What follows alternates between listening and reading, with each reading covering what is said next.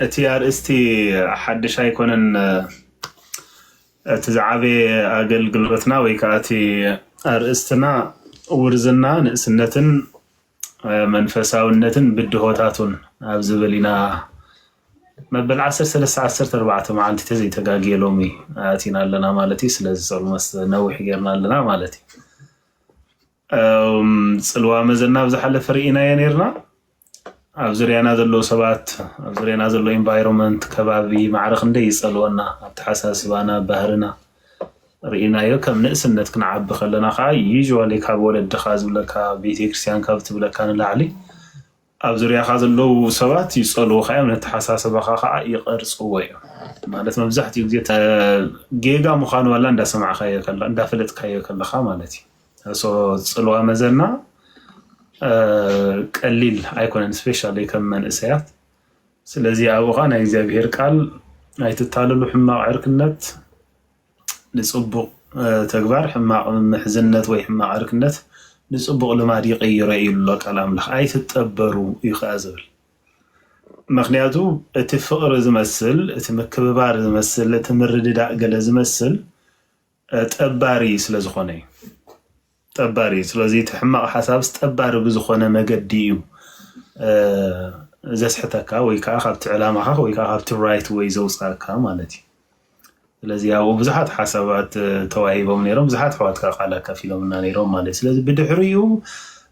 ስጋዊ ድልየትን አሉታዊ ጎነታትን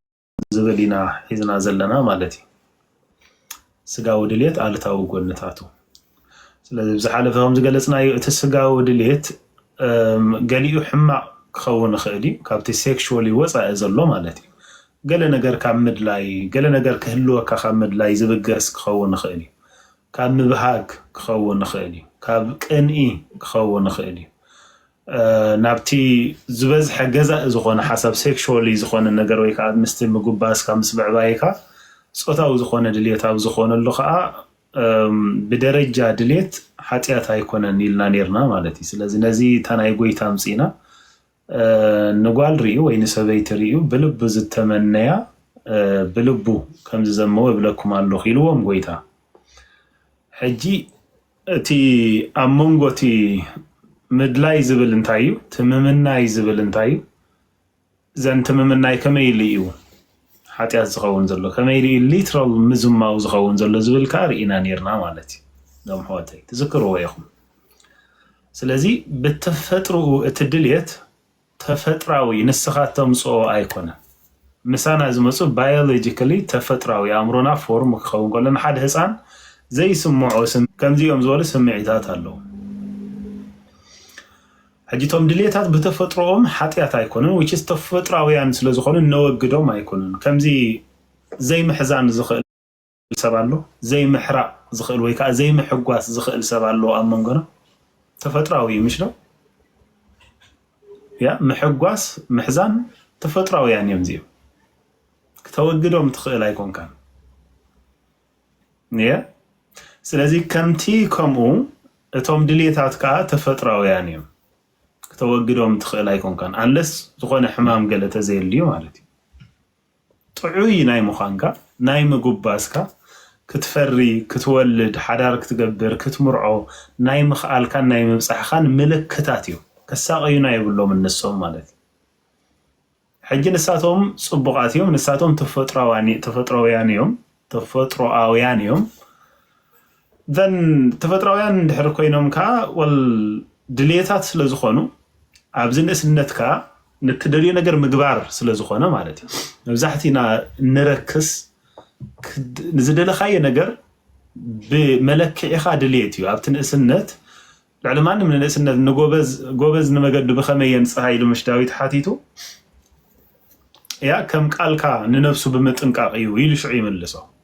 ከምቲ እግዚአብሔር ንቃሉ ዝጥንቀቀሉ ወድሰብ ካን ነፍሱ ኮሙ እንድሕር ተጠንቂቁሉ ይጎበዝ ንመገዱ ዘንፀሃ ኢሉ ጅሬኹም እንደዘይ ኮይኑ ግን እንታይ ዝኸውን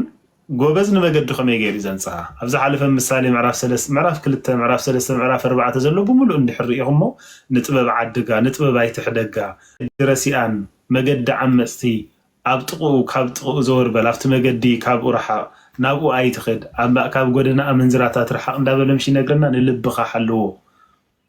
لبخا هذني أما قد خان إكزابير شمو نسد ما قدنا تكها النعي مشيلنا هيوت كابويات في الفيلم ودين لبخا حلو كم معرف كل تغصاب سلسة معرف 4 تزلو مثالين دحري يخمو مخرا أبو نولدي إكزابير نعنا انتهينا خمزدلي كابي كنت كمزلنا زنقرناي داويت قال كام سنبكو بالعخو سلازي حالفا شماغلتات حالفا ممهران لبام جبرني يا حالفا شماغلتات حالفاتهم عبيت زبهالو حالفاتهم ممهران زبهالو لبام جبرني يا اغزابير نقالو يتنققلو كيس لتخيم لسي يتنققلو سياس 55 مشكم يبل كمتي زنام كاب سماي وريد نمدر خيط للان كم تفرخ يجبران يا زرء نزرعي مجبد ما نتقلب خي حابو زي من لس على يد ما خمي أفتى أنا زليو كسلتي مش قلنا زي بيركا أفتى أنا زليو كسلتي بركم وبزيكم وخذك أي من لسني وكيف رأي كيس لته أي من لسني مش قلنا زي بيركا إجابير نقالو يتنقلي إبراويا النزيو قال أملاخ ياون مسلتني يا نفس منفس كساب زفلالي كساب كنزرق كزلو آتيو سجان جمات زفلالي مالتي منفساون دليتات سجاو دليتات زفلالي سماياون مدراون حساب كسابكم زفلالي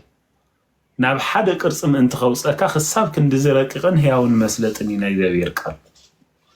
سو غوغز نمغدو زنصها بقى همت እግዚአብሔር نقالو سبكا ويكا غوبزكا ننفسو بمطنقاقي حجي ننفسخا نمتها تنققلو اب نفسخا فقاد سلازله يمشلو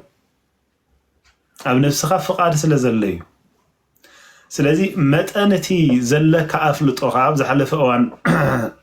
لك خمت امنت حيل زلو كمت امنت باور زلو فلطت كا باور علو مشينا بطعم እግዚአብሔር سي كاب زحرر مسوات خاب زقاصل مسواتي يا فلطت املاخ فتلوخ مشيلو اب هوسي معرف 6 بوست غبر ليهم زم حديتون تصيت رغبو ودي 5-6 كباب زلو هوسي كاب زحرر مسواتي كاب زقاصل مسواتي فلطت املاخ فتوالو خيل እግዚአብሔር قال يا اتطببኛ ሰሎሞን አምሳሌ መጽሐፍ ነፍስ በዘይ ፍልጠት ትከውን አይደልኒ ነፍስ በዘይ ፍልጠት ትከውን አይደልኒ ሰባት ንስምዒቶም ዶ ንደስ ዝብሎም ነገር ዶ ወይስ ነተ ዝፈልጥ ወነተ ዝአምኑ ወን ይገብሩ ዝብል ሐሳብ ከለልዕል ከለና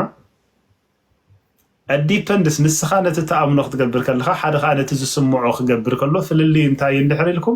بمطن تفليتكم وزلكم نغرات دق سبات كزاربلو به زبلوم نغر نت زفلطو وي بزعما እግዚአብሔር زارب دس زبل سبالدو قالو ስለዝፈልطي قال ولا انت يكون فقري አሎና ነኩላትና ናይመን ፍቅሪ عابي አይና ይዙስኑ ነትና እግዚአብሔር ቃል ነትና እግዚአብሔር ቃል ወይ ካንና አምላክ ቃል ዘለካ ፍልጠት ንሱ ይዝወስኑ ንድሌታት ካሪኻ ትገብር ወይስ ነቲ ሐቅ እዩ ትብሎ ኢኻ ትገብር አይና ይዝወስኑ እቲ ፍልጠት ይዝወስኑ ንሓደ ነገር ካብ ሓደ ነገር ንላዕሊ ኣብዝሕ ካትዛረበሉ ንምንታይ እዩ እንድሕሪልካኮ ነዊሕ ክትዛረበሉ ስለትኽእል እኮ ይተረስቲ እቲ ፈልጥካይ ዘለኻ ፍልጠት ዓሚቕ ስለዝኾነ ብዙሕ ስለዝኾነ أفتح حساب تنوح كتزارب تخيليها أفتح حساب تنوح كتعلل تخيليها أفتح حساب تنوح كتسبخ تخيليها تزارب كاي ما يودون أنتم حسابات اليوم تزارب كاي ما يودون وايو ندحري لكم نعو تفلتوا وايو نتتفلتوا نجر سلازخوني بمت أن تتفلت نجر كا أبو ختستنتن أبو ختفلت كاب عمقتنا بعمقت كاب أمنتنا بأمنت كاب مثلنا مثل ختعبي ولا أنت يصقمك حجي اتي نفس زبال امرونا خات فلطتاو سلازلو تفقاد نبلو ابو سلازلو افت نفساو فلطت سلازخونه زن فللينا ابو يزمص مالتي زن بفلطت كمديلنا هيوتنا خندرعو كلنا اوكي ندس زبلكا طراي زي كونس بتفلطت ابيلكا زرخبكاي عاقمي نتزليكا نتقنع زخونه نغرن طراي تقبر اتفلطت دس بلنيو جن نصانت نايت سبكه دليت نايت سبكه بيها سلت فلت كوي بدي لحد سب كزوم مسل زدلينا حنت قال ندحر عمي صوا انتي سل زخونه يفلطات السبزي يا ديناميك زخونه بفقر بيلو خمتي ابز حلفه واناي ناي بعل امنو نزرانايو كزوم مسل زدلي كراخبا طراي سل زدلي نصانتاي قدسون كبراي قدسون زمص نوري قدسون زمص طفاعتاي قدسون زمص موتاي قدسون the only thing كميغيرو تراب قبره كميغيرو ايزتوا اب مصاوديا يتوا كميغيرو نسار اساخت كلاخللو اب زيت خل درجه بصيحو يعمصان يدفران طراي زحسب يا حدا انبسا نحنت إيراب كحزا خلومو اب امرهم فيجوالايز قبرو اذا انبسا زي the only care زقبر نزا تلفزيون وي كان نزا اغازين زي كميغيري حزا طراي كميغيري حزا طراي كير زقبر سلازي علو زبهالو سلتታት تقب دمص خغبر يبلون قد سلازلوا اتي حيل لو تي اخا فطرت الله سو اذا خمزيلو نعاك حزا كمزيلك خير كله زو كله كداله كله دنني له خير كله صلاح له خير كله اعينتو كاب اكيد كابتا تارجيتو كي تفلياك خير كله اذا كله زين حزان نخقتلان نخقتلاي ولا حد نخبلعاي نخمجباي do you think conscious mind زلو مسلوكم منالبات زياسي دقهلو واخونو ማለት ዝጠቦ ደቅህሎ ዋخونو ጥንስት ተኸውን ኢሉ ቆይሉ ከሐስብ ዝኽእል conscious mind زلو መስለኩም ሓደ እንስሳ ደቅ ሰባት ካፍልጠት ነፃ እንድሕር ኮይኖም literal እንስሳ እዮም ዝኾኑ ስለዚህ ይበልዑ ይሰትዩ ስምዒታቶም የገድሶም ሸው ድሌታቶም ዝኾነ ሰብ ዋጋ ክኸፍል ዝኽእል ንዕኦም ጥራይ ክኸውን የብሉ ነበር ድሌታቶም ዘማል እንድሕር ኮይኑ ولا كالي ناي هيوت مسوات يخفل ولا حدا سقم يقولون ولا حدا سقم يقولون مغنيات تفلتاتهم اتي نفسهم تنفساو فلتاتهم دليتات كاناي من ملاء طراي دليتات كاناي مغبار طراي زيات اكل عاقم يازلات كابت حلف ايكونتن what if كم زنت خونا خيلهم زغبروا النجر ناي كال نصانت ناي كال دليت اب غمت ايتو تفلتات نساسل زخونتيا ابز فلطت زي واي كابزي نفساو زخونه اكلنا فلطت اندحر عبيو كن ناتنا ነገር ጥራይ ዘይኮነስ ናይ ካል እውን ኣብ ግምት ነቱ ጥቅም ገዛ አለስና ጥራይ ዘይኮነስ ጥቅም ካል እውን ከም ተቃል አምላኽ ዝብሎ ንሐስብ ነፍሱ ከፍሰፍ ጥቅም ገዛ አለሱ አይحسب ምሽል ከምቲ ክርስቶስ ህይወቱ ሙሉ ንኻልኦት ዝነበረ ንዓና ዝነበረ ንሱ ሃብታሚዩ ግን ድኻ ኮይኑ ምንታና ዋይ በትድኽነቱ ንሕና ሃብታማት ምንትኽንከው حفتام سلازخونه حفتناتو سلازخونه ማለት ስለዚህ ንሱ ብክንዳና ድኻ እንድሕር ኮይኑ ንሕና ሳልኡ ሃብታማት ምንትኽን ከውን ማለት ከምትናቱ መርገም ንዓና ጽድቅ ዝኾነና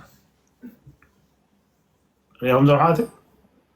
ስለ ካልኦት ዝሓስብ ስብእና ይህልወና ካልኦት ምእንቲ ክዕወቱ ካልኦት ምእንቲ ክድሕኑ ካልኦት ምእንቲ ክስተኻኸሉ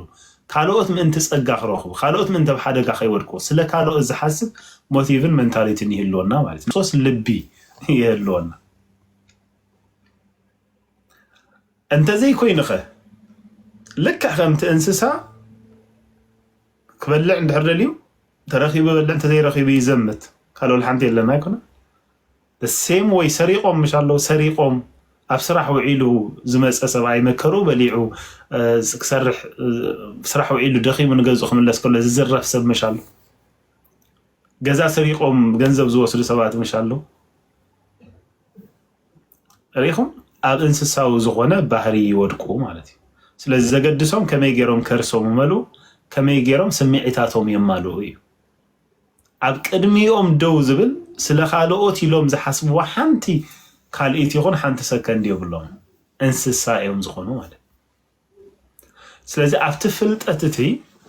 ድልየታትካ ናይ ምምላእ ሓሳብ ጥራይ ዘሎ ደስ ይልካዶ ኦኬ ትገብሮ በቃ بخمس درجه بخمس حسابك بخمس ملكعه ويك بخمس قليلهم زحسبوا ولا حنت ነገር ይብሎም ነው ማለት ናብ እንስሳ እዮም ዝጸሩ ስለዚህ ጎበዝ ንምንታይ ዘንጻ ንመገድብ ምንታይ ዘንጻሃ እንድሕሪልና ከምቲ እግዚአብሔር ንቃሉ ወዲ ሰብካ ንነፍሱ በመጥንቃቂ ስለዚህ ንነፍስኻ በቆሙ ቃል አምላኽ በመባብ በፍልጠትን ከተዕብያ ከለኻ ድሌት ካጥራይ ዴኮነስ ድሌት ናይ ካልኦት ኣብ ግምት ትእቱ ክዝሙት ለሊኻ ግን ክትዕምጥ አይትኸል ኣይኮነልካ ምክንያቱ በፂሕካዮ ዘለካ ፍልጠት ናይ ካልኦት እውን ኣብ ግምት ዝእቱ ነፃነት ኣለካ ያ ሓርነት ኣለካ ያ ግን ሓርነትካ ናይ ካልኦት ነፃነት ዝዳፋእ ኣይኮነን تا خسارة عند حرطة ويخيا تراي كرساخت كلا خر عقم زي بالله حبتي نسخة ناي بروتكت ناي مقبار بروتكتيف زخونة وي كا متر ورولي خات تصاوت مبر نعاخت عمس يكون لك يا مغنياتو تفلتاتي نخالوت بروتكت ناي مقبار قديت عون يزسك مكا هذا هو تبز عالم زيا توم زفولتو تساقيهم زحالفو نزيو أما أخلتهم دناقول أما أخذتهم فقادهم كجبرو زتفنوا أما أخذتهم دليتاتهم كجبرو عبقروا يوم زسألنا حساب زي دليو هي وانن حرنت فتحي نسألنت قدس النازولو مهورات اندحر دويلو أب حانتها قرب حدا عد اندحر ترخيبو صومنات هاي وصلوا من اتأكب زخوانا دنكورنا نعوم نخطفهم صومنات هاي وصلوا مخنياتو نسألنتهم زخلوهم دليتاتهم نخي قبرو زعنقصوهم تقاومتن تصاررتن كم زخوني زحاسبوهم سلازي يطفوهم أب إرترا هاجرات كوغاسيو زقبوهم أب إرترا عالم كوغاسيو زقبوهم دنكتات زخونة بزبن زين رخبوا مبطات أفيهم عنه يا بفيدل زي تمهرو كوغاسيو علو مالتي تمنا هاجر مول كوغاسيو زقبوهم እቶም ኣብዚ ጸልሚት ዘሎ ዓለም ብርሃን ኮይኖም ክወጽ ዝግበኦም ኣቦታት ኣካዳሚ ዘይቆጸሩ ፊደል ዘይቆጸሩ ግን ከመይ ከም ዝትኮስ ዝፈልጡ ከመይ ከም ዝቕተል ዝፈልጡ መንፈሳዊ ኾነ ዓለማዊ ዝኾነ ትምህርቲ ዘይብሎ ህይወቶም ዝተሰልበ ነፃነቶም ዝተሰርቀ ሓርነቶም ዝተሰርቀ ከም እሱራት ንባዕሎም ኣብ ሓደ ቦታ ኮፍ ብሎ ከይተንቀሳቀሱ ዝስርሑ ተባሂሎም ዝተሓየሩ ናይ ህይወት ሕዩራት በቃ خميهم زول دنك أبوتات دنك أحوات دنك أياتاتنا أما قابراتنا أب سربيتاتنا اللو مالي رأيكم كدنكور زمرس أحبرته سب أب قرميو خاب دنكور نوم انتخلنا قفو هيا واندون دحريلو نخط قوم حانتك زي وصل اللو so እንዳዩ ትፍልሊ ተሓደ ድሌታቱ ክገብር ከም ደስ ዝበለክ خير ከሎ ንደስ ዝበለክ ግዳይ እንዳገበረ እቲ ሓደ ግን ንጥቕሚ ገዛ ርሱ ጥራይ ዘይኮነስ ንጥቕሚ ካልእ ድሌታት ገዛ ርሱ ዘይኮነስ ድሌታት ናይ ተኻልእ ኣብ ግምት እንዳኣተወ ነፃነቱ ንኻልእ ብዘይጎድ ሓርነቱ ንኻልእ ኣብ ሓደጋ ብዘይእቱ ነፃነቱ ንኻልኦት ግዳይ ብዘይገብር መልክዑ ክመላለስ ዝገብሮ ዘሎ እንታይ እንድሕር ኢልና እቲ ፍልጠት ኣምላኽ ኣብ ልቡ ዘሎ ፍልጠት ኣምላኽ ስለዚ ብኸምዚ ብፍልጠት ዝተሓለወ ሰብ እንድሕር ኮይኑ ራእይ ዘለዎ ወለዶ ስለትኸውን ስዲ ኣይትኸይድን ቃል ኣምላኽ እንታይ ኢሉ ዘሎ እቲ ራእይ ዘይብሉ ወለዶ ወይ ህዝቢ ስዲ ይኸይድ ስለዚ ድሕር ናይ ነፍሲ ወከፍ ስዲ ዝኾነ ኺደታትና ራእይ ዘይምህላው እዩ ዘሎ ራእይ ጎዲሉ ኣሎ ዓወት ሓውና ዝሓለፈ እንታይ ኢልና ነይሩ ንራእይ ብነፃ ኢኻ ትቕበሎ ግን ዋጋ ትኸፍለሉ ራእይ ብነፃ ኢኻ ትቕበሎ ሕጂ ገለክ ተቐምጥ ካል ነዚ ዋጋ ክኸፍል እዚ ከዓ ክገብር ኣኮምፕሊሽ ክገብር ተይልካ ብነፃ ኢኻ ትቕበሎ እቲ ነፃ ዘይኮነ ግን ንዕኡ እንታይ ዋጋ ትኸፍለሉ እንታይ ኢኻ ኢንቨስት ትገብረሉ ግዜኻ ኢንቨስት ትገብረሉ ዓቕምኻ ኢንቨስት ትገብረሉ ጉልበትካ ኢንቨስት ትገብረሉ ዶ ትፍልልይ ንሱ እዩ ነቲ ራእይ ኢኻ ዋጋ ትኸፍለሉ ትራእይ ግን ብነፃ ኢኻ ትቕበሎ ريهم ذم حدي سلزي فلتت كبز حالك خلو دليتات كان دس بلا كان تراي تكبر متكل 19 10 شو من ترى زي يقول حزبي سدي خيد حق እግዚአብሔር زحل سبغنا بصي امين حق እግዚአብሔር زحل بصي زن منسي ጎበዝ መገድብ እንታየን ጻሃ ምሽሉ ኦኬ ኣብ ልቡ ፍልጠት አምላኽ አለው እንድሕር ኮይኑ ኦኬ መገዱ ኣብ እግዚአብሔር ዘቀመጦ ዘንበረ ስለዝኾነ መገዱ ዝተቃናዐ ብጽዩ ክቡር እዩ ማለት ብጽና ክብር ስለዝኾነ ስለዚህ بفلጠት ክንዓብ خለና ከምቲ ቃል አምላኽ ኢልዎ ዘሎ ካብ ዝሓረር መስዋዕቲ ፍልጠት አምላኽ ፈቱ እንድሕር ኢሉ እግዚአብሔር ከዓ ነፍስ ብዘይ ፍልጠት ክትከውን አይደል ያኔ እንድሕር ኢሉ ይኹም ጎበዝ ንመገዱ بفلጠት እዩ ዘድሕና ኣብ እግዚአብሔር ዘለና ፍቅሪ ንቃሉ ክንሰብኽ ዘለና ትግሃትን ቅንን ንምንታይ እንድሕር ኢልና ኦኬ ተዛኣምና የእምነት ካብ መስማዕ ስለዝኾነ መስማዕኻ ቃል አምላኽ ስለዝኾነ ማዕረግ እንደይ ፍቅር ለካ አምላኽ ዝልካ ቃሉ ማዕረግ እንደይ ፈሊጥካ የለኻ ማዕረግ እንደይ ፈሊጥካ የለኻ انت زي كوينو بمتن اتتفولطو فلطت እግዚአብሔር ባህሪ እንዳወረሰካ እግዚአብሔር እንዳወረሰካ ስለዚህ ኸይ ናብሉብ ይጽሪየካ አቦና አብዛ ሐለፈ ዋንኮም ኢሎምና ነይሮም ስለ ቤተክርስቲያን ግዛረውና ሐለው በቀሸንጎሶ ቤተክርስቲያን ሲ ናይ ክርስቶስ ልብ ይዘለው አይሎም በቃ ቤተክርስቲያን ናይ ክርስቶስ ልብ ለው ኦኬ ሶም ተባፍት ቤተክርስቲያን ዝራአይ እንታዩ አምላኻ ካብዝ ተሐስብ ካብዝ ሐስቡን ለዓላይ ተሐልፍን after aba amlaxa ጭካነ ተዘይሪያ after ቤተክርስቲያን ጭካነ ክሉ አይከልንዩ ኣብ ቤተክርስቲያን ገለ ነገር እንድሕሪና እምበር ዋናታት ናይ ቤተክርስቲያን ዘይኮኑ ወሪሶማ ስለዘለው እዩ ማለት እዩ ተዘይ ኮይኑ ግን ቤተክርስቲያን ናይ ክርስቶስ ስለዝኾነት ብደሙ ዝዓደጋ ስለዝኾነት ናይ ክርስቶስ ልቢ እዩ ዘለዋታ ቤተክርስቲያን ስለዚህ ተማብ ክርስቶስ ዝራአናዩ አባናሎ ምኽራአዩ ምእንቲ በቃ ንእግዚአብሔር ዕለት ንምፍላጥ ምስ እግዚአብሔር ዝምዝራባትና ምክንያቱ ቃል አምላክ ክንንብብ ከለና እግዚአብሔር ይዛረበና አይኮነ ክንጽል ከለና እግዚአብሔር ይሰማዓናኩም እንዲና ንብል በእምነት ከም ፍቃዱ ገር ንጽል ከለና ክንንብብ ከለና በቃሉ ገሩ ይዛረበና እምባር መጠን ትንባብ ካን እግዚአብሔር ትፈልጦ መጠን ትንባብ ካን ፍልጠት ካን እግዚአብሔር ትጽግዖ መጠን ትምስቃሉ ሕብረት ዘለካ ተቃሉ አባኻ ሕብረት ስለዝገብር ባህር እግዚአብሔር አባኻ ይወርሰካ ማለት እዩ ስለዚህ ከምቲ ዮሐንስ ዝበለ ሽዑ አባና ይፍጸም ሎሚ አብዚ ከምቲ ክርስቶስ ኣብ ምድሪ ከሎ ዝነበርናዮ ኮሚና ንነብር ዘለና እዩ ንሕና ዳዊት መን ዮሐንስ ብትባዓት ኮ ይኹም ዝብል ንሕና ኣብዚ ከምቲ ክርስቶስ ኣብ ምድሪ ከሎ ዝነበረ ኮሚና ዘለና ሕጂ ኮ ይዝብል በሓቂ ከምቲ ክርስቶስ ኣብ ምድሪ ዝነበረ ኮሙ ለና ሕጂ ያ ሶ ቃሉ ክንፈልጦ ከለና ባህሪ እግዚአብሔር ንፈልጥ ባህሪ እግዚአብሔር ካ ኣብ ህይወትና ይንጸባረቕ ማለት ኣብ ልዕሊ ሓጣን ኣብ ልዕሊ ዝደኸሙ ኣብ ልዕሊ ዝወደቁ ሓቂፍና ክንስዕሞም እንተዘይ ኮይኑ ትዕቢት ኣብ ልዕሊኦም ኣይነምጽእ ልዕሊ ማንም እኳ ዳ ካብቶም ኣብቲ ቤተ ኣምላኽ ዘለው ልዕሊ ማንም እቲ ዝዓበየ ሓጢአት ኣብ ዝሕደገሉ ሰብ ያ ዝዓበየ ፍቅሪ እግዚአብሔር ስለ ዝረአ እቲ ብዙሕ ዝሕደገሉ ብዙሕ ስለ ዘፍቅር ማለት እዩ ዕላማና ናይ ቤተክርስቲያንና በቃቶም ካብ ቤተክርስቲያን ርሑቃት ዘለው እቶም በሓጢአት ዝግለጹ ዘለው እዮም ልዕሊ ማንም ፍቅርና እንድሕር ተገሊጹ ሳብኦም እዩ ዝግለጽ ማለት ያ ልብ ናይ ክርስቶስ ክህልወካ ከሎ ከምኡ እዩ ዝኸውን ክገንሓካ እንድሕር ኣሎኒ የምፅኣካ ቅድም ሓቑፈካ ቅድም ፍቅሪ የርእየካ ቅድም ሓንቲ ነገር ከይገበርኩልካ እንድሕር ነቒፈካ መን ኢኻ ንስኻ ኢኻ ትብለንኮ ንኽነቅፍ ከምዚ ትገብር ንኽብል ገለ ፋውንዴሽን ክህልወኒ ኣለዎ በቃ ክርስቶስ እንዳይገብር ሽዑ ቅድም ሓቑፈካ ቅድም ፍቅሪ የርእየካ ነታ ክተ መንዝር ተረኺባ ዝተባሃለ ሰበይቲ ማቴዎስ ዮሐንስ ምዕራፍ 8 ዘለኹም ይምሽልዋ ዘማሪት ረሃዋ ንኸሰስተይ ካባይ ኣልጊስካ ትምዕደኒ በይኔ ጌርካ ደላ ዘላ ኣፍታ ናይ ልበይ ከም ልበይ እንታይ ትብል ተመዘር ናይ ልበይ ኻፍተወይ ትብል ቅድም ነቶም ከሰስቲ የርሕቆም ያስብ እንኦም ብምርኣይ ክፍኣቶም ብምርኣይ ንሰሙን ካብኣ ዝሕሹ ከምዘይ ኮኑ ብምርኣይ የርሕቆምሽ ይፍስዒ መሽዑ ደጊም ከይተኣብስ ብሎ ኣብ ዮሐንስ ኣብራ ዮሐንስ ዘሎ ኣፕሮች ርኢኹም ኣለኹም ንስኻ ነቶም ዓመፅቲ ዝኾኑ ከምዘይ ተዓገስካዮ መፈልጠካ እየ ፍቅሪ ከም ዘለካ ትሕትና ከም ዘለካ ቅንዕ ከም ዘለካ ፈልጠካ እየ ተኣፕሮች ርኢኹም ኣለኹም ነታ ዝኸፍአት ቤተክርስቲያን ሲ ኣፕሮች ናይ እግዚአብሔር ግን ኣይቅየርን ንእሽተይ ነገር እንድሕርዮ ኣባኻ በታ ንእሽተይ ቅድም ይባርኸካ ብራኪ ይበካ ማለት ብድሕሪኡ ግን ከም ዝረኺበልካ ኣለኹ ብለካ እግዚአብሔር ቅኑዕ ስለ ዝኾነ ጻድቕ ስለ ዝኾነ ምስ ሓጢአት ሕብረት የብሉን ግን ቲ ሆሊስቲክ ኣፕሮች ናይ እግዚአብሔር ሎሚ ንቃሉ ሕብረት እንድሕር ኣለና ኣባና እዩ ዝፍጸም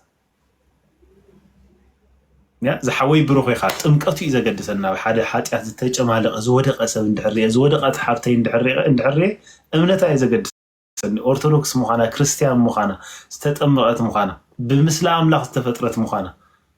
ገለ ንእሽተይ ናይ እግዚአብሔር ፍቅሪ እንድሕር ኣለዋ ንሱ እዩ ዝዓበየ ንሱ የገድሰንና እቲ ኣፕሮች ናትካ ሆሊስቲክ ክኸውን ኣሎ ያ ዘምሓወተ ደን ከምኡ እንድሕር ኮይኑ بدحريو أبت زمسرت كاي فاونديشن أبت فقرتي أبت محقافتي أبت قربتتي أبتي كم عين خازي مفراد ويكا أبتي خيسم كم دسمع خايو زي مبيان أبتي مثل كريستوس أبتي لبناي كريستوس نزخونا سب كنا دحن نخيل مالتي مؤوزان زخونو أم مونغو موتان كم تابت أب قرنتس تغليسو زلو مالتي أم مونغو توم زموتن أم مونغو توم حيوانن مأزا كريستوس كلنا نغلص مالتي زمحات سلازي ناي كريستوس لب مهلاو እግዚአብሔር ነተ ሓደ ቁርብ ዝበነ ሓደ ካቆ ዝኸልኦ ገላ ይኮነ ፍልጠትና ንእምነትና መሰረት እዩ ናይ ገሌና አምላኽ ዓማፃ አምላኽ እዩ ናይ ገሌና አምላኽ ምሕረት ዝበሃል ዘይብሉ አምላኽ እዩ እቲ አምላኽ ንብሎ ዘለና ብመጠንቲ ፍልጠትና ኢና ደሪትና እዩ ዘለና ምሕረት ዝበሃል ዘይብሉ አምላኽ ያ ገለ خري ይخሉ ብነቀፋን በከለኻን በቃ ድራሽ ካዘጥፋካ ማለት ያ حقف ዘይከል حجت አምላኽ ክልተ ሰለስተ ስለዝኾነ ይኮነን ግን ንሕናቶም አገልገልቲ ከይተረፍና ነታ አምላኽ ዘለና ከመይ ይባህሪኡ ንዝብል حساب ብመጠን ፍልጠትና ኢና ደሪትና እዩ ዘለና ኣብዚ ሕጂ ዘሎ አምላኽ ንናትና አማልኽቲና ጌርና ዘለና ያ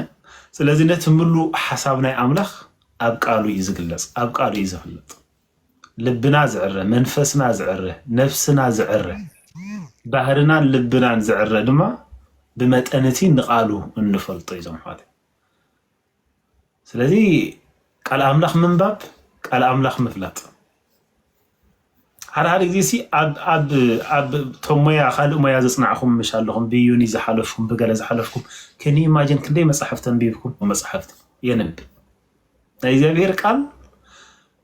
ናይ መንፈስ ቅዱስ ድርሰት ስለዝኾነ እዩ ኣብ ዝሓለፈ 2000 ዓመት መወዳእታ ዘይብሎም ሰበኽቲ ሰቢኹም መወዳእታ ዘይብሎም መጽሐፍቲ ጽሒፎም ኮመንታር ናይ መጽሐፍ ቅዱስ ጥራይ መወዳእታ ይብሉ መጽሐፍ ቅዱስ ግን ድርሰት ናይ መጽሐፍ ቅዱስ ስለዝኾነ እምበር ሓድሽ ኪዳን እንድሕሪልናያ كندزي آيات خون حدش كده. أبي ترى ذا خمسة مصحف كل سنة راتكم ده. كان يماجن. أبي ترى. كندي بيجات الله أزيا. ما حدش كده عن كريستوس زمهارو مالدي. كان يماجن how small is. yeah. أبي ترى إنه برد بولي كده عن زي ولا مصحف درام يقول حمشة ميتر حمسان كل تام بيج الله. حدش كده عن مالدي. Look how small is. أزعل بخلت تشحمت أزا مصحف زي أطرح هاي ما نتعبو تمرت سقاوي زنقر مصحف هاي ما نتعبو طرح كندي بيج اللو انت زريكم مقرمكم نيرو مودة هذا يقولوا ما بوتات الفن قصرن سفرن زي يقولوا مصحف تتصحيفه قلنا إذا بيرك عالقا دحر خلت تشحمت حجينا مبقول لنا مالتي كأرق السيطرف هاي بصحناين هاي تنكفناين يا كسب كندون إيش تيجي مالك تخيل إحنا الناس قبوا في معرض كن رقبلو زقبوا أتخن قدسلون كن بارخلون بمنفسه ومدينة بتي منفسه ومدينة بسقاوي مدينة كن عريلون كن استخاخلون زقبانا هي أو كانوا نسنهم بومو أو أودم ما نسرت زمحات سلزي فقر أملاخ اندها اللوا كله أب مثالي مش أنت فتوينة مقاسة خابية خاتو علن بهار هارت كتر سابية خاتو عمان أنا خنع هاخد اللي أم مقاسة عروختي شون كل الزبل من تاية بالبقى تعنن إن شاء الله مقاسة ناي بويتا زنافقة نفس إن شاء الله أبي خاتو علن نداولة تنافق بس حايز تقاصدت مسافتي محلي معرف حدا زلو مالتي يا صحيات وقير نمبر نداولة تزارة كم كدار كم نايمني كدارات كم زي صدقتي عند بلد التزارة جن بصحاي زي ما سنة كم زولت حيو زخونة النبس اللالومي فقرها أملاخ زلوا جن كم يجرا خم التملاخ زي تفلت زحق جزاز طفع زحق جزان زرد عن زانت حنت شون كل اللي تبلها صحابتي يلا ويك أحد حوي يلا علز سأنا حد حوي نعيس لزسأل أن نتخهن سلزسألو نتقش زبال نتري يكون approach ناس لز تقل زي بالناس لزغنا بأنا نجزابير زصلى انت نفي انا ما بأنا بيدو نجزابير زفكر بأنا بيدو نجزابير زفط زدخه ما حوي مش الله يهم حيلون بقعاتن متأنة كريستوس زغلصو صغاي أنن كالو تحواتين قال أملاح بزيح لنا كم دين الناس بك خبو زتفل ينصحنان خبو زتفل يقدسنا معري هيوتن ስለዘለና ይኮና عدلኛ هات ኮይና حوات دغيفوم ناس ننا እግዚአብሔር ቃል ከነንብብ ስለዚህ ሆነልና ጥራይ እታ ኃይልን ድሕራሉ ትብቃዓት እንድሕራሉ ስካብቲ ዝተማሃርናይ ገለ ነገር ከተንብብ ከለኻ እግዚአብሔር ምን ትገዛእ ፍቃድ ኢሉ በአኻ ገይሩ ክሰርሖ ዝደሊ ዕላማ አለው እግዚአብሔር حيلك يكونن زلي أب حيلك هم مجرش هيسرح أب بقعت كم مجرش هيسرح نبقعت كاي فنفنوي نكايدة فنفنوي ناب كريستوس تمسخ لها حدش هيوت بك حدش فترة تخون قال أملاكم يمسبل حدش فترة تخون أبتناتو زفترة حدش فترة ما أنت جزء فقاديلو مقبارن دليتني حد رابخ سلازم السخاء زي كونكاس كريستوس أي ماله أنا زلخوس من أنت تزموت اللين سليلي هيوتو زحلفن سلوي أزنبر زلخو مشي مسوء مسكال تسقيله سلازي سلوي أزنبر زلخو مشي لقلات يا معراف سلسة أولس كم يقول زنبر زلخو سلوي نسو عباي ينبر الله نسو مسكال كوص خلخو جراش أنا أوي كروسيفايد كوينه مسوء سلازي عباي زنبر زلخو مشي سلازي أنا فقاد ترايي نجابير زهو نقولي فقاد ترايي زهو سلازي من أنت جزاء فقاريلو أباي مقبارن دليتن يحدر هابن أكبر فريزة أسمرك مش نبي الكل قربان مسورد هابن أكبر فريزة أسمرك بقون عها خسمر اللي زخلص مقبار سناي هابن مش نبي بتأمنوا إيه وعكا أبو نداولك بأمنتك صواعك ما أنتي نعخذ اسمرلو مقبار سناي هذا النبل إذا معرف كل تفسير بفرع 10 أشهر خميس البقى تخمن جنبنا እግዚአብሔር من تخن قبره يلو زدالو سناي ነገር من تخن قبر بكريستوس يستفتيرنا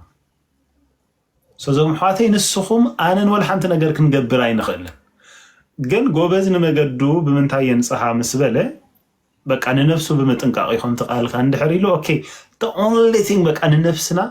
ኣብ ዘመንና ሙሉ ክሳብ ሕጂ ገሌና ስፖርት ጌርና ነፍስና ሃኒጽና ያነውን ገሌና ትምህርት ጌርና ሃኒጽና ያገለ ነገር ጌርና ነኸውን ግን ክሳብ ሕጂ ካብ ዝገበርና የዝበለጸ ነገር ነፍስና እንገብረላ ኣብ ሓደ መዓልቲ within 24 hours ኣብ ሓደ መዓልቲ ኣብ 24 ሰዓት 5 ደቂቃ 10 ደቂቃ ናይ እግዚአብሔር ቃል ክተንብቡ እንድሕር ጌርኩም ንህይወትኩም ትገብሩላ ትኽእሉ ዝዓበየ ነገር ዝይዞም ማለት መጠን እቲ ድኻምኩም ካብኡ ዝሓልፍ ብርትዐ ኣባኹም እግዚአብሔር ክዓይ ይካሉ تحنت نجر دخامكم مودات هذا يقول لي خون بزح يخون وحد يخون عبي يخون إيش يخون بزي قدس قن حنت نجر ترى يبي هو تكون كم زلا رجال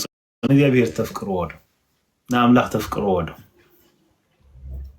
يا بس تعمل سوون دحركينا بقى زبير بقال وغير إذا انسكا أبا خازل له نجر زفرسو زوجره بقال وغيري بتتصحيح زل قال وغيري ስለዚህ እግዚአብሔር ክለውጥና ይካሉ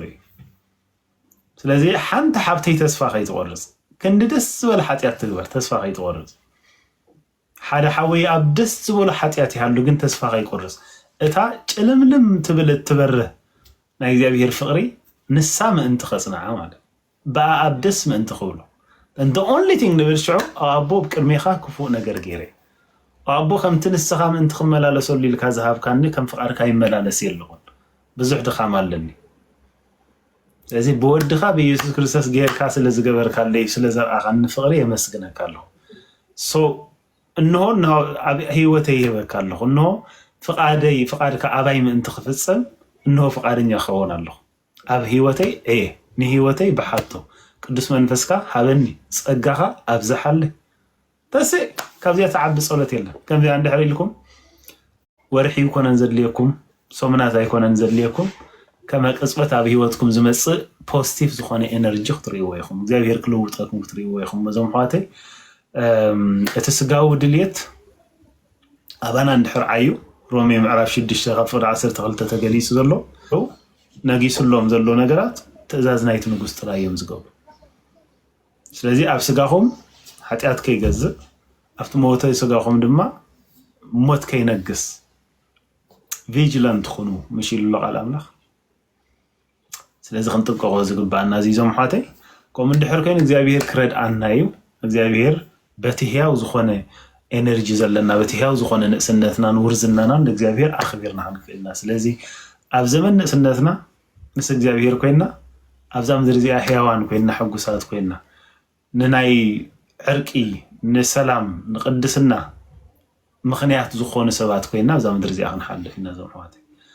ፀጋ ብዝሓልኩም ፍቃድ ኣምላኽ ኮይኑ እምበር ሓንቲ ክዛረባ ይመደብኩ ነይረ ምክንያት ተዳልየ ስለዘይኣተኽሎሚ ጀስ ኣብቲ ዝሓለፈ ዝነበረ ነብቲ ሒዝናዮ ዝነበርናን ገለ ሓሳብ ክንለዋወጥ ዝብል ሓሳብ ጀሚረ ነይረ ግን ክብርን እግዚአብሔር ይኹን ነዊሕ እንተዘይሒዘኩም ተንኪዩ ዞም ኣሕዋተይ ፀጋ ብዝሓልኩም ወልካም ገይን ተማዚሖም ዘለኹም ክቡር ኣቦና ሰላም ኣምላኽ ምሳኹም ይኹን እንኳዕ ደሓን መጻእኹም ሰላም በሉና ክቡር ኣቦና እንኳዕ ደሓን ቀንኹም ኣቦና ቃል ሂወት የስማዓልና ብጣዕሚ እንኳዕ ኣይተዳለኹም ክብርን እግዚአብሔር ይኹን ባዕሉ ዓይሎ ዕዮ ዓይሎ ተትዳለውስ ከዓ ገለ ሓሳብ መወሰኽኩም ነርኩም ናትኩም እሞ ናትና ምበልና ነርና ናትና ምበልና ነርና ሕጂ ግን ንሱ ባዕሉ ምሂርና ኣሎ ብጣዕሚ ደስ ዝብል እዩ ቅዱስ ዮሃንስ አፈወርቅ ኣብ ተዓባብያ ቆልዑ ዝብል ሓሳቡ እንታይ ዝብል ሓሳብ ይብሎ ደቅኹም እንስሳታት ኣይኮኑን እሞ እንጀራን ማይን ጥራይ ትቐልብዎም እንታይ ዳ ንሳቶም ኣእምሮ ዘለዎም ሰባት ስለዝኾኑ ነእምሮኦም ዝኸውን መንፈሳዊ ምግቢ ቃል ኣምላኽ ድማ መግብዎም ይብል እጂ እንስሳታት ኣይኮኑን እጂ እቲ ኣፀጋሚ ኮይኑ ዘሎ እጂ ቤተክርስትያን ሓሳብ ክርስቶስ እዩ ዘሎ ኣብ ዝብል ናይ በቀዳማይ ዝነበረ ሓሳብ እጂ ብዛዕባ እታ ቤተክርስትያን ንብላ ዘለና ብዛዕባ መና ንዛረብ ዘለና ገለገለ ንዝብል ሓሳብ ንባዕሉ ናብኡ ክትዓቢ ስለ ዝድለ ዘሎ እዩ እምበር ሓሳብ ክርስቶስ እኮ ብግልፂ እኳ እዩ ክርስቶስ ዝነበረ ተሓሳስባት ኣባኹም ይሃሉ ማለት ናይ ክርስቶስ ኣተሓሳስባ ከዓ ውሎ እዩ ንሱ ብባህሪ ኣምላኽ እኳ እንተኾነ ነቲ ምስ ኣምላኽ ዝነበረ ማዕርነት ኣይገድፍን ኢሎ ተኸራኸረን ኳዳ መልክዕ ባርያ ብምውሳድ ንርእሱ ድኻ ገበረ ሳብ ሞት ተኣዘዘ ሳብ መስቀል ምማት ተኣዘዘ ስለዚ ድማ ኣብ መወዳእታ ካብ ስም ዝበለፀ ስም ካብ ኩሉ ስም ዝበለፀ ስም ተዋህቦ ሓሳብ ክርስቶስ ማለት ብኻልእ ኣባህላ ነቲ ተቐሊሉ ኣብ ታሕቲ ዘሎ ንምትንሳእሲ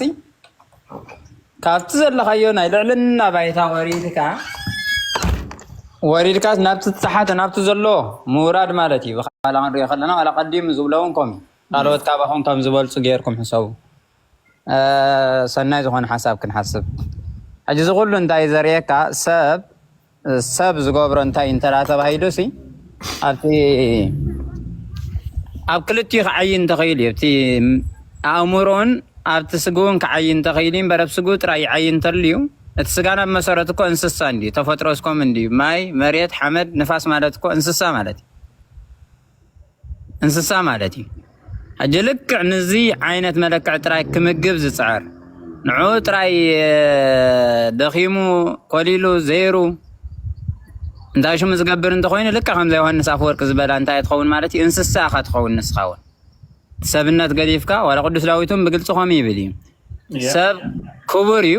ግና እንታይ ይገበረን ክብሮ ይፈለጠን ሕጂ እቲ ክብሪ ናይ ሰበበ እዩ ዘሎ እንተዳ ተባሂሉ እኮ ኣብቲ ኣምላኽ ኦፍ ኢሉ ዘሕደረሉ እምበር እቲ ቅድሚኡ ዘሎ እንተሪእናዮ ቦና ሓመድ እዩ መሬትካ ከም ዝተባሃለ ድሓር ምስ ወደቐስ መሬትካ እሞ ናብ መሬት ክትምለስ ሕስረት እዩ ንገሮ ዘሎ ኣብዚ ሕጂ ማለት እዩ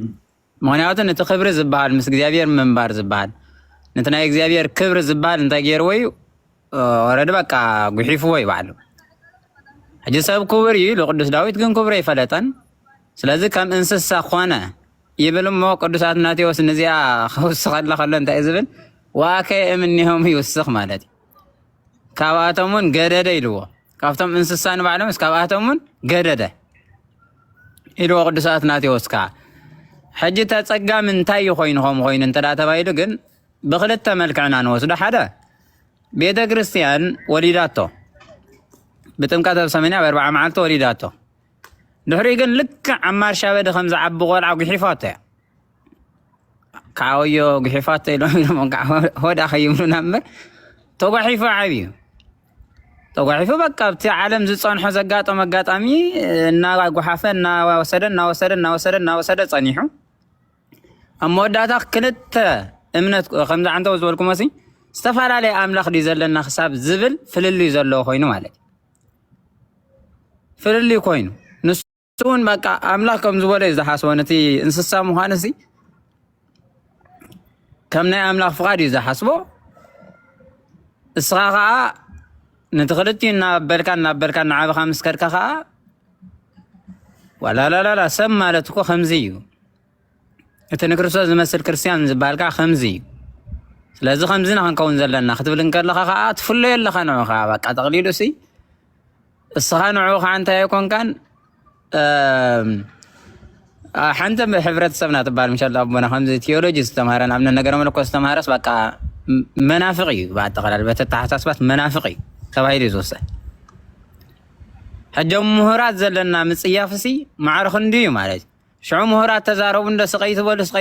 ትበሉ ክንብል ምሽ ንፀንሕ እቲ ናይ ምሁራት ሓሳብ ግን ምስናትን ሓሳብ ክሰማምዕ ይኽእል ሕጂ ንዓና ዝመስለና ምሁራት ተዛረቡ ንብል ዝተምሃርና ስለ ዝመስለና እዩ ሽቶም ምሁራት መፅኦም እዚ ማለት እኮ ኣዳላድል ኣቢሎም ምስ ተዛረቦ ግን ዝዳ እንታይ ምሁር ክኸውን ዶ ቆረምበር ነቲ ዘይንደልዮ ምስ በሉ ማለት እዩ ዝዳ እንታይ ምሁር ክኸውን ዶም ቆረምበር ኢና ንብሎ ማለት እዩ ምክንያቱ ናብ ሓደ እንስሳ ከይድካ ብዛዕባ ሰብ ምዃን ትምህሮ እንተለኻ ደንቆር ኢኻ ንዑ ኣይኸውንን ማለት እዩ ስለዚ ሓደ ግዜ ኣሎ ተቕሊሉ ማለት እዩ እቲ እንስሳ ክገብሮም ዝኽኣለ ሓደ ብርግፅ በቃ እቲ ኣጋጣሚ ናይታ ቤተክርስትያን ታሪክ እውን ኣማፃፅኣ ክኸውን ይኽእል ዝብል ግምት ኣለና ብሓልዮት ክንዛረቡ ከለናስ በዓል ግራኝ ኣሕመድ ዶ በዓል ዮዲት ጉዲት ዶ ገለገለ ዝበሃሉ ዝገበርዎ ዕንወት እምበር ቅድሚኡ ዝነበረ ስርዓት ኢልካ ገለ ዋላ ትሪኦስ ብቤተ ክህነት ጥራይ እንተሪኢኻዮ ሰብቲ ቅዳሴና ኣሎ ተሓቀቆ ኸመይ ዝብል እንታይ ዝብል እንተዳ ተባሂሉ ወንጌልን ብሉይን ሓዲስን ሊቃውንትን እዚ ናይ ሃዋርያት ስርዓትን ዘይተምሃረስ ናብ ግብረ ተልእኮ ኣይ ባዕሉ ካብ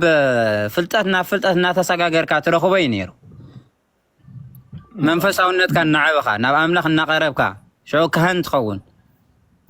ገለ ነይሩ ማለት እዩ መሰጋገር እዩ ነይሩ ሕጂ እቲ መሰጋገር ዝበሃል ካብዚ ዝብሎ ኣለኹ ይመስለኒ ግን ተሪፉ ተቕሊሉ ናብ ውዳሴ ማርያም ናብ መልክዓ ማርያም ናብ መልክዓ ኢየሱስ ወይ ድማ ናብቲ ዜማታት ንፈልጦ ንሱ ኣፅኒዕኻ ዲያቆን ትኸውን ካህን እውን ትኸውን ኣብ መወዳእታ ሕጂ ንስኻ ኻ በዓል ማዕርግ ንስኻ ኻ መራሒ ንስኻ ኻ እቲ ጉዳይ ገባርን ሓዳግን ብፍልጠት ልዕል ዝበለ ንዓኻ እውን እንተመፅካስ በኋላ ባላሲ ኣይበሃልን ረቦና እንስሳስ ካህን ኮይኑ ማለት እዩ ከምኡ ኢና ኮይንና ሽዑ ምሁር ኣካል ምእመን ኮይኑ ምስ መፀ ጭዋኸ እዩ ተባሂሉ እዚኣ ልክዕ ታን ሃዋርያት ተጋጥሞም ዝነበረት እያ ማለት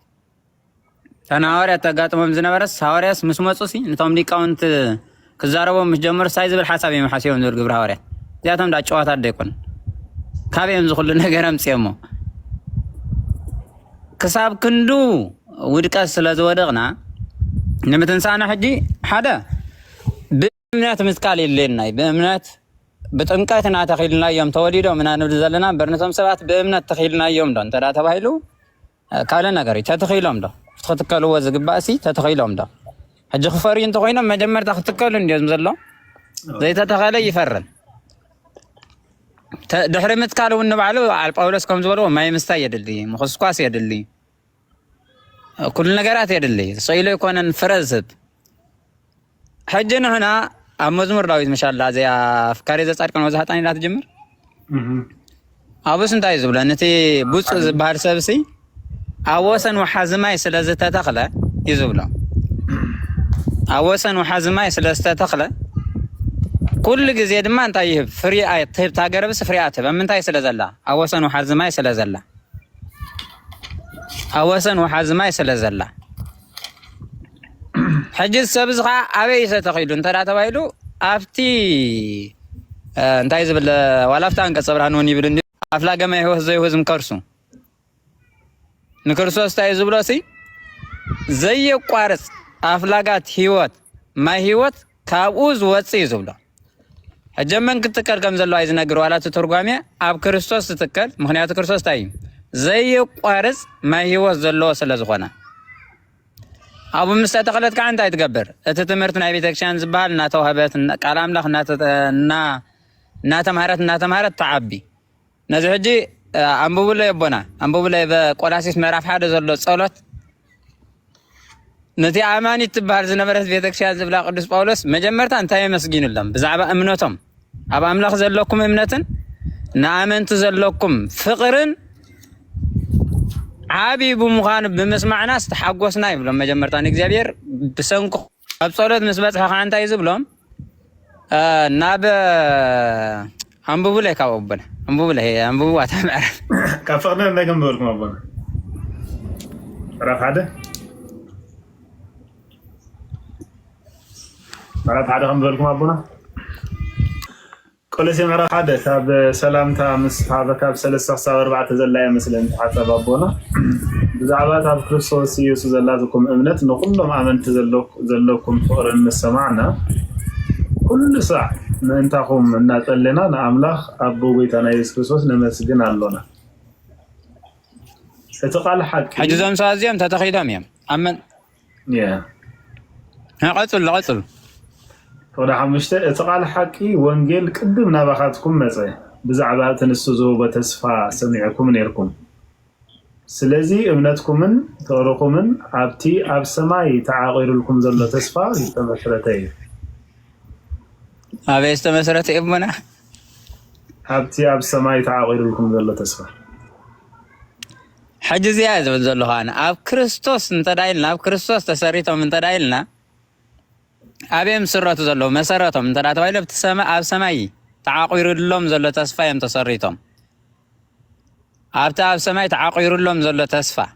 ልቦምስ በቃ ኣብዩ ዘሎ እምነቶም ኣብዩ ዘሎ ሕጂ ናይዞም ሰባት እዚኦም ግን እንታይ ስለ ዝኾኑ እዮም ከም ተሰሪቶም እንተዳ ተባሂሉ እቲ ሓቀኛ ወንጌል መጀመርታ ናባኻትኩም እዩ ዝመፀ እዩ ዝብሎ እቲ ሓቀኛ ወንጌል ተነጊርዎም እዩ ስለ ክርስቶስ ዘለዎም እምነት ኣብ ኣመንቲ ዘለዎም ፍቕርን ብኣጠቓላሊ ስታ እምነት ክንብል ከለና እውን ስታ ብፍቕሪ እትዓይ እምነት ኣብዞም እዚኦም ነይራ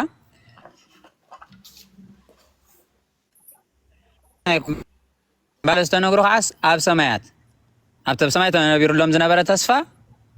ኣብኡ ተሰሪቶም ኣብኡ ስለ ዝተሰረቱ እዮም ከም ከዓ ቁኑዕ እምነት ዘለዎም ድሕሪሩ ትሕት ኢሉ ግን ንኽሕፅሮም ኣቦና ተቋረፆም ኣላ ምሽሎም ንዓይ ጥራይ ድዩ ወላ ንኹልና እዩ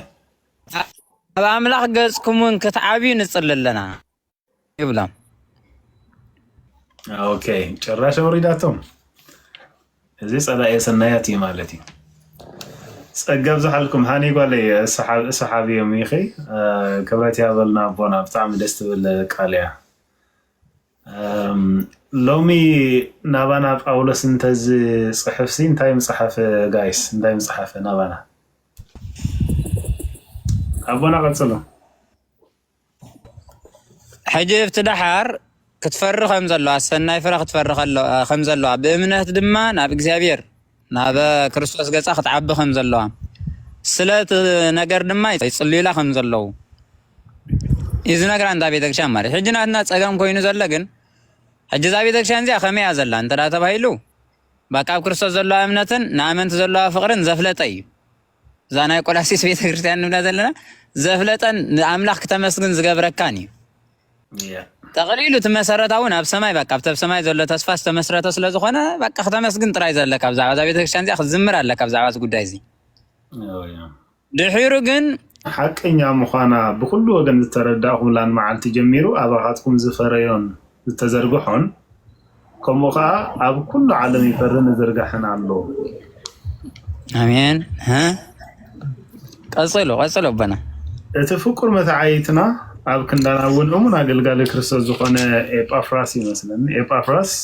እዚ እዩ ዝመሃረኩም ብዛዕባ እቲ ብመንፈስ ቅዱስ ዘለኩም ፍቕሪ እውን ንሱ እዩ ዝነገረልና በቃ እቲ ምስክር እውን ከምኡ ዝምስክር ዘሎ ድሕሪ ዘሎ ሓሳብ ሕጂ ቀጽልዋ ፍቕሪ 9 سلازون نحنا خابتا سمعنا لا معلت جميرنا بكل منفساو طربن رديتن فقال املاح انتي كم زخونه ختغنزبلو ملو فلطات من تخلوكم እና ለመና انتي كلوكم لا اقاريتنا አይنፈልጥን ኦኬ فقال املاح انتي مخانو انتي كم زخونه تغنزبلو ملو فلطات من تخلوكم እንዳጸለና ملو فلطات من تخلوكم فقال املاح تغنزبلو ملو فلطات من تخلوكم حجيت انت ون بلاز نبرنا اتي مولو فلطت كلو زصعرن زدخمن سب كوينو مسمص مالتي سب كوينو بقى كريستيان كوينو ناب املاخ زلو قربت ناملاخ زلو قربت مالس فلطت ناسي ناب املاخ يقربناي بغربا نامنت مالي املاخ تراير كاوي غزايل كا غلغلت فرحن تنير كا لو انا املاخ غز كم سكرب كا خمبو بقى خنفكر حبحببو ناي مرأيتو خل غازي فلتاتي نبعل بفلتات زمصنا املاح نقرب كبزهر قال ملك زمصي اجنا املاح تغنزبلو اجمنات عليكم املاح زلوكم فلتات تغنزبلو منفساوي وتكم تغنزبلو مول فلتات نخيبكم نصللنا يبلام ابرومي اجزاء مالت يا تعصب تخلت سيابنا ابرومي معرف 10 تخلت خلت تسناين بحزبلن فصمن زخونه فقاد املاح انتي مخانم انت مرميركم تفلطو رأسكم أموركم بمحدث سلوات انبر نزع عالم زي ايتم سلوات اتسناين بحزب بلن فصو من زخانة فقال املاخم تاي مخانم انت خطفلتو تلوات في بلعبه مالتي خطفلت حاجة بما سرتو بنا اتحاسب مالك قدامي تسزبنا خنببن كفلتن كنغورا يقباي تقال الله خنببالو كفلطالو كمرمرالو اموداتا انتي كمصاي بعل مسنبب سبنا مهان سلسغاغر حتى كمصاي نابرسو مسنبب حتى كمصاي كو سقايبلن حجي زنب بنت خوينمو سويلو نغرا مغدو خمزي حلف قبل زسمعو قال حيزو مصيو اسغا سرعات غيركا انا تزاربكا سويلو حلف قبل بقاله كم قال مالتي هدفك بالزسام قال حيز تراي مسي غوراري هوز بلا كان خوينو كن ازي ناي سب بحري كونن ناي انسسا بحري سب فليطو ترديو امازازينو نتنسخات بلو زلخا سميعو ترديو يملس ولا ملس خب انت خوينون كومي يذهب انسسا كن كومي كون ملس يذهب سعر انت يبقى يبلع اغاطام كوينو تتماچاچي خال خاي وقك مالتي أبغى فتا عند صنيع كيا أنا فيو شلو يبلغ مالتي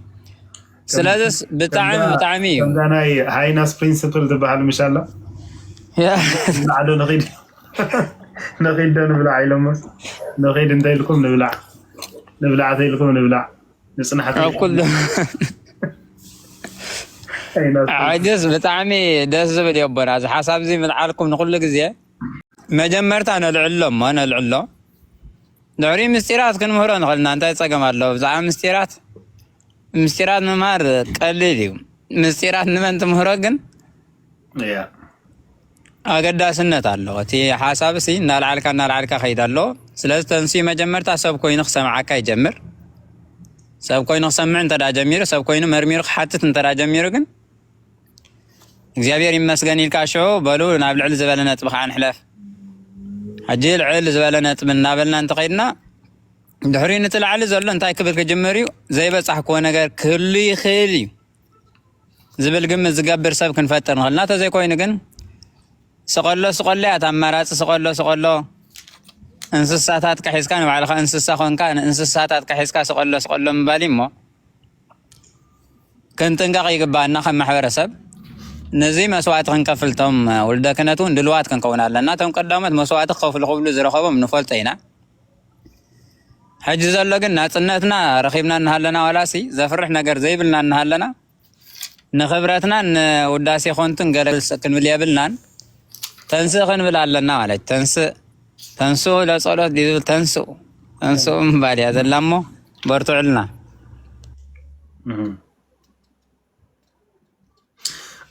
ثانك يو ابا اي بزو حسابيكم قال لكم عنده تناي قولسي معرف حدا تنبو اللهم سي اولس ملخت انت زي صحفس እንዳይሉ መጽሐፍ ሓደ ጊዜ صحف كوانيرا اي ذكراني تحسات الزرخ بعد سنبلن نابانا أنت زي صحف فاولسين تايم بله تاي المصحف لنا مثلا أبي أوروبان كندان أبي أمريكان أب كلهم العالم تبتينكم زلهم كابدي أبي ربنا أبغى تانا يسكرسوس أجان سلام النعاقهم يخوني له براكي مسحب الناسي أنتاي مبلغ جايز أنتاي مبلغ بيتي كريستيان تقدر مخل تشح عامل زنبرت يا بيتي كريستيان أيتم عبلن يا أيتا الرجن تقال نوح سلز جبرة أريو يكون انتقال أوجينيتي نعطو زحلون دوم ناو خم اللس كلناي بمت أنت ندحريت إنه ملصو نصارن كنا يتقال ودعونا إنه يتقال ردعنا بيتي كريستيان التعرق قادا كاف تقالوا ندار حقت كاب مسكال ندار حقت كاب لدت ندار حقت كاب تنساي ندار حقت تكيد كلاي